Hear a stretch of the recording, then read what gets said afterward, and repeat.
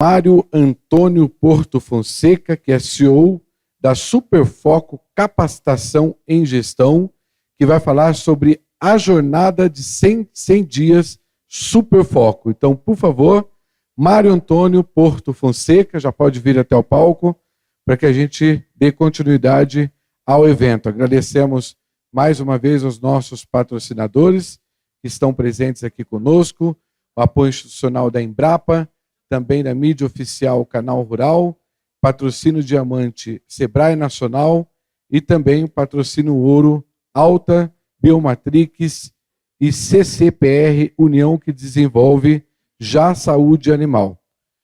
Então, contamos aí com a participação de todos os patrocinadores presentes. E, por favor, Mário, agora o espaço é todo seu. Muito obrigado, gente. Seja bem-vindo. Bom dia. Por motivo de força maior, eu vou ter que reestruturar aqui a minha fala. Não conseguimos baixar da forma como gostaria. Mas o esforço hercúleo do meu amigo Beto, com a equipe, conseguimos mitigar o problema. Mas então eu vou dar uma reestruturada, se vocês me permitem, porque vai ao encontro de tudo que eu aprendi aqui nesse dia e meio. Então, primeiramente, eu pediria a vocês que mentalizassem uma pirâmide. No topo dessa pirâmide, a gente coloca ali a segurança alimentar. Então, o objetivo princípio de todos os executivos que estão nessa sala, se nós tivermos que alinhar um pensamento, todos nós estamos nos esforçando para poder garantir alimento para o mundo. Não é verdade? E o Brasil tem um papel importantíssimo. Perto aí de 1 bilhão de pessoas hoje são alimentadas por essa equipe maravilhosa que aqui está. Muito bem. Agora, pessoalmente, eu não acredito em segurança alimentar se não tiver suportada por uma agricultura regenerativa. Eu tenho aprendido com pessoas especialistas e, mais do que nunca, eu tenho percebido que a importância da agricultura regenerativa. Então, segurança alimentar está suportada pela agricultura regenerativa. Mas, por outro lado, eu pessoalmente não acredito que a gente vá ter uma agricultura regenerativa competente se não tiver uma cadeia de valor do agro que seja forte. E uma cadeia forte, como se fosse uma corrente, ela é tão forte quanto o seu elo mais fraco. Não é verdade? Uma corrente vai arrebentar no seu elo mais fraco. E o que é o elo mais fraco? Tá certo? O nosso elo mais fraco é aquele que não está saudável nem resiliente. Então, saúde e resiliência. Então, quando a gente vai ao médico, o médico toma da gente 4 indicadores. Todas as vezes que vocês vão ao médico, sem exceção, existe no processo de anamnese uma captura de 4 indicadores. Ele pede a temperatura, pede a pressão, pede a sua frequência cardíaca e pede a sua frequência respiratória. Daí, o médico passa a ter uma visão holística da saúde do paciente. Mesmo que eu vou lá, que eu tenha ido por um problema na perna, o médico vai fazer esse mesmo exame. Então, desta máxima, ele já tem uma ideia. Então, isso é a anamnese de uma pessoa física. Agora eu pergunto, e a anamnese de uma pessoa jurídica? Uma empresa, uma organização? Como é que eu sei que a organização está saudável? Quais são os 4 indicadores fundamentais? Então, na nossa percepção, na minha percepção, nós temos 4 indicadores para poder avaliar qualquer que seja a organização. Primeiro, a capacidade dela de gerar caixa. Caixa é o oxigênio da organização. Se ela não estiver com caixa, ela se asfixia e, no intervalo de tempo muito curto, ela fecha. Segundo, a capacidade de remunerar adequadamente o capital empregado. todo o dinheiro que a gente colocou naquela organização, a gente espera que a gente tenha um retorno. Pega esse dinheiro, coloque num banco, numa poupança, ele vai te render tanto. O seu negócio, que tem um risco muito maior, tem que render muito mais. Então, o segundo indicador, remuneração do capital empregado. Terceiro indicador, crescimento saudável. Crescer é um momento onde se tem mais armadilhas. Crescimento é o momento das armadilhas. Tomem cuidado, todo crescimento tem que ser muito bem analisado, porque o crescimento é o foco das armadilhas. E, finalmente, o quarto indicador de saúde e resiliência, ele trata do ativo mais importante das organizações. Mais importante. Os funcionários são os ativos importantíssimos, mas eles não estarão lá se o ativo mais importante não tiver fidelizado. Chamam-se os clientes. A nossa essência é atender bem os nossos clientes. Então, geração de caixa, remuneração do capital empregado, crescimento e fidelização dos clientes. Todas as organizações, cooperativas, entidades, fazendas, todas elas têm que estar com esses 4 indicadores. Muito bem. Agora fica a pergunta, Mário, e como que eu consigo esses 4 indicadores? Como é que eu consigo que as organizações estejam com esses 4 indicadores de uma forma saudável? Eu, pessoalmente, nunca, em toda a minha vida profissional, nunca, nesses 40 anos de vida profissional, ou um pouco mais, pode falar um pouco mais não, porque senão ele fala, ele já morreu, esqueceu, foi te cair. Então, muito bem, nesses 40 anos ou mais, eu nunca vi uma organização que tenha conseguido esses 4 indicadores se ela não estiver suportada por 3 fortes pilares. Primeiro, é o que eu vou explorar mais depois, chama-se alinhamento. Organização, entidades que não são alinhadas, jamais vão ser saudáveis como poderiam ser.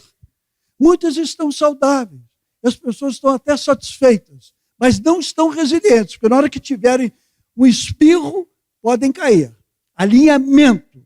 Segundo, efetividade. A efetividade exige que a gente explore um pouquinho mais esse conceito, porque nós temos 3 outros parentes desse conceito. Primeiro é da eficiência. Eficiência é fazer certinho a coisa. Você está na fazenda, contrata uma pessoa para poder fazer uma cerca, aí vai o Pedro, vai fazer aquela cerca, e na hora que você chega, fala, que espetáculo, Pedro. Você tinha acertado comigo que ia durar 4 dias, o Pedro fez com 2 dias. Entende? Economizou, não houve desperdício, espetacular. Então, Pedro é eficiente. Mas, você chegou e falou assim, peraí, Pedro, mas só que, como é que é, Mário? Você não está feliz? Mas só que, o quê? A cerca tinha que ser feita lá. Ele fez certinho a coisa errada. Fazer certinho a coisa certa é ser eficaz. Então, eficácia passa por fazer certo a coisa certa. A gestão passa por isso aí. A gente garantir que a coisa certa seja feita certa. E a efetividade? Ela que é a mais importante de todas. É aquela quando você faz certinho a coisa certa continuadamente. Para você estar saudável, você tem que ter continuidade. Correto, Marcelo? Então, efetividade. Então, o primeiro pilar é alinhamento, o segundo é efetividade, e o terceiro pilar é uma cultura forte e adaptativa. É aquela empresa que tem os seus, na sua identidade, nós vamos falar sobre isso, valores que são transformados em comportamentos. Eu estou cansado de ver aqui no Brasil e fora do Brasil, infelizmente, eu chego nas empresas, eu vejo a identidade pregada na parede, coisa linda, um quadro bonito, mas sequer o presidente sabe decodificar a identidade. Não sabe. Então não é idêntico. Entende? Decodificar a essência. Não existe estratégia, como o presidente Márcio Lopes falou aqui 5 vezes a palavra estratégia, que o agro precisa de estratégia, nós vamos explorar isso aqui agora. Não existe estratégia sem uma missão bem elaborada. O cerne da estratégia é a missão bem elaborada. É a razão de ser, muito claramente definida. Quando uma organização sai do sistema, qual o vazio que ela deixa para a sociedade? Essa é a razão de ser da missão. Entendeu? Não existe estratégia. Esqueçam. O que eu tenho visto é um desperdício louco nas organizações de todos os portes. Elaboram estratégia, mas não têm uma missão bem elaborada. E eu vou passar um pouco mais. Então, segurança alimentar, eu preciso da agricultura regenerativa, preciso de uma cadeia do agro forte, mas eu não tenho dinheiro nem tempo para alocar em tudo. Então, eu tenho que focar no elo mais fraco e garantir a saúde e a resiliência desse elo. Como que eu meço? Com os 4 indicadores. Geração de caixa, remuneração do capital empregado, crescimento e fidelização do cliente. Mas, para isso, eu preciso de ter 3 pilares: alinhamento, efetividade e cultura. Agora, como que eu tenho alinhamento, efetividade e cultura? Então, esse foi o trabalho que nós temos desenvolvido. E depois de idas e vindas, eu tive oportunidades maravilhosas na minha vida. E, dentre elas, eu tive que morar no Japão, numa época que boa parte de vocês aqui não eram nascidos ainda, lá para os idos de 79, boa parte não era nascido. E, naquela época, a empresa que a gente comprava tecnologia da Nippon Steel, cujo cliente era a Toyota. E no pós-guerra, aquilo ali, a Toyota exigia muito. Ela não queria irracionalidade, ela não queria desperdício. Daí surgiram essas ferramentas maravilhosas, 5S, etc., que nós temos maravilhosamente aí. Mas nessa oportunidade, nessa vida, eu tive uma percepção da realidade que também trabalhou muito a minha mente. É a questão da disciplina, que nós vamos falar aqui também. Então, gente, segurança alimentar, agricultura regenerativa, uma cadeia de valor do agro forte, o elo mais fraco tem que estar saudável. Para estar saudável, ele precisa ter esses 4 indicadores que eu falei bem, esses 3 pilares, alinhamento, efetividade e cultura fortes, e para isso a gente precisa de 7 conhecimentos. O que é um conhecimento? Conhecimento é tudo aquilo que você precisa ter para tomar a melhor decisão. Aquele médico ele é um ortopedista maravilhoso, ele tem um conhecimento fantástico sobre ortopedia. O que quer dizer? Ele, na hora que precisa de tomar uma decisão, ele tem aquele conhecimento que o suporta e ele sabe. Então, esses 7 conhecimentos, se as organizações não tiverem, na minha opinião pessoal, esses 7 conhecimentos vão gerar dores na organização. Dores. Eu me aprofundei para poder entender dor nas organizações.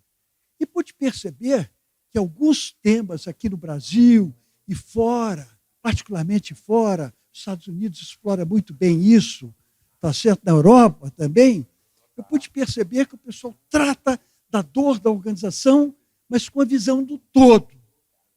Eu, pessoalmente, na minha vida profissional, eu vivi muito no campo, 30 anos eu produzi um pouquinho de leite, tá certo? Em paralelo com a minha vida profissional como executivos de empresas, pequenas e grandes.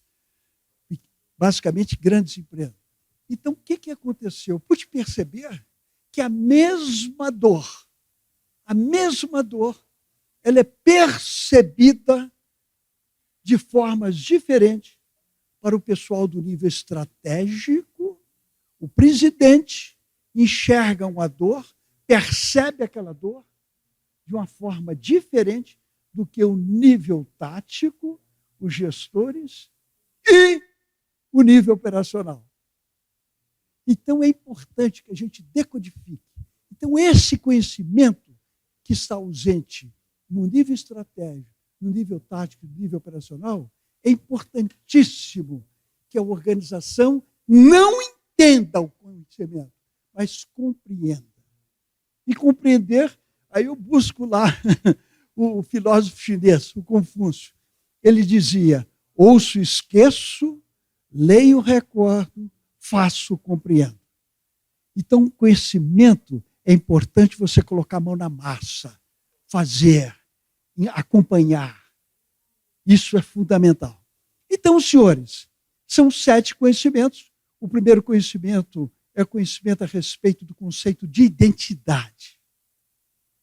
Sem uma identidade forte, jamais uma organização vai conseguir extrair dela o máximo. Uma vez, um acionista importante internacional falou: Mário, eu estou percebendo que os números estão maravilhosos. Mas você está certo que você está tirando tudo que pode? Olha a diferença. Uma coisa é você apresentar números evolutivos, mas a pergunta dele era outra. Ele era dono do capital. Eu quero saber se você está tirando tudo que pode. O que eu espero de você é que você tire o máximo disso de cá. Não aceite esses números como aqui estão. Então, para tirar esses números o máximo que pode, é fundamental que nós temos uma identidade. E nós cunhamos um termo: identidade emergente. Olha que coisa maravilhosa. O que é emergência? Se eu tenho aqui um átomo de hidrogênio, que é um gás combustível, ele pega fogo, ele explode. Eu tenho aqui o oxigênio, é um gás também, mas é comburente, não pega fogo, ele ajuda a fortalecer a combustão. Então, quando eu ajunto o hidrogênio com o oxigênio num ambiente especial, emerge, vem de um fenômeno maravilhoso, emerge a água. Então, a água é emergência. Então, essa emergência é algo espetacular. É onde a gente encontra Deus. São esses fenômenos maravilhosos. Quando a gente vai a Roma, Beto, aí você vê no entardecer aqueles pássaros que ele voam, são os estorninhos. De repente, ele muda de direção e nenhum tromba no outro. Milhares. Isso também é uma emergência. Você imagina se um gestor conseguisse fazer mudança nas organizações contra qualquer dificuldade e sem nenhum transtorno? Então, isso é uma emergência.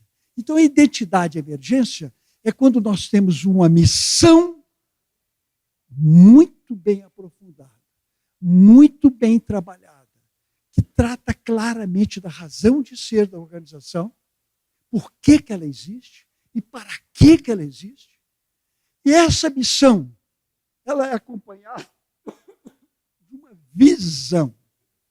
É o objetivo maior da empresa. Vocês podem procurar, grande maioria das organizações, infelizmente, ainda não compreenderam bem isso. Quantas visões não têm data nas organizações? A minha visão é mas não tem data. Se você tem um objetivo sem data, o objetivo tem que ter data. Tem que ter um prazo. Ele tem que ser, como o americano fala, smart. Né? Então, ele tem que ter data. Então, o primeiro passo, às vezes, observem, pega os catálogos, entre nos sites, a quantidade de visões que não tem data, não tão claramente especificada. Então, a missão, imagina uma moeda. Do lado de cá, eu tenho a missão. e do lado de cá eu tenho a visão. São duas faces da mesma moeda. A missão e a visão estão intimamente interconectadas, porque na hora que eu for alcançando o objetivo, eu vou cumprindo com a minha missão. Agora, em terceiro ponto, tem os valores. Por que valor? Porque o valor tem que ser transformado em comportamento. Não adianta valor pregado na parede. Ah, minha empresa é ética, e daí? O que quer dizer ser ético? Eu vou procurar um fornecedor, alguém da minha área de suprimentos, que é ético, o outro que não é. Esse comporta-se de um jeito e esse daquele. Qual que é o padrão? Qual que é o comportamento que se espera? Está na hora? A senhora está querendo me cutucar que está na hora? Então já sei. Está na hora. Então vou antecipar rapidamente, que eu queria passar até um filmezinho aí de 1 minuto, que vai ao encontro do que o senhor Márcio Lopes falou ontem, da estratégia, é que... Aí, muito bem. Então, só para poder fechar, arrebanhar isso aqui, garoto, aquele videozinho, um pequenininho, de 1 minuto, pode ser, não pode? Ele já chegou com o microfone ali, quer dizer, expulsão imediata, né? O vídeo está ok aí? Podemos passar? Tudo certo? Tá, então vamos passar o vídeo. 10 segundos. Então, senhores, para poder fechar tudo isso, é fundamental uma identidade emergente. Essa identidade, ela contamina todos os chamados stakeholders, os fornecedores, os clientes. E quando isso é bem comunicado, isso fortalece muito a organização. E por que eu estou falando isso tudo? Porque, infelizmente, desculpe-me aqui, não quero agredir ninguém, o nosso agro não tem uma identidade comum. Não tem uma missão clara e compartilhada por todos os segmentos. Não tem uma visão. Eu quero perguntar, qual que é a visão do agro até 2030? Nós vamos viver a próxima 5 anos mudanças estruturais fortíssimas. Qual que é a nossa visão? E que valores, os poucos valores que o nosso agro tem que ter? Porque quando tem esses valores claros, acaba esse negócio de política de governo. É política de Estado, são valores. Então não adianta, o político não vai pegar carona, porque se não tiver enquadrado no valor, tchau, amigão. Aqui você não vai ganhar seu votinho. Simples assim. Então, eu pediria só... Não vou sair ainda. O vídeo? Eu vou pedir o vídeo. Podemos soltar o vídeo, então, por favor. Vamos lá? Não adianta. O vídeo. Vamos lá. Todo, atrasou o negócio. Não vou aceitar choro, não. Vamos soltar o vídeo e em seguida a gente encerra. Não é a força isolada de cada ator que transforma o agro, mas a força do alinhamento entre todos eles. Pensem em uma orquestra, músicos brilhantes, mas sem partitura comum, produzem apenas ruído. Com alinhamento nasce a harmonia. No agro acontece o mesmo. Produtores, cooperativas, indústrias, governos e consumidores, todos são fundamentais. Mas se cada um segue em direções diferentes, desperdiçamos energia. Quando estamos alinhados, a força coletiva se multiplica. Nossa partitura deve ser clara, a identidade do agro, a nossa missão, a nossa visão até 2030 e valores que inspiram comportamentos e guiam decisões. É a identidade emergente que catalisa esse alinhamento. É ela quem dá coerência, une esforços e nos torna resilientes. E quando o agro brasileiro tocar essa partitura, teremos não apenas força, mas harmonia capaz de transformar o futuro. Alinhamento é a força que transforma o agro até 2030.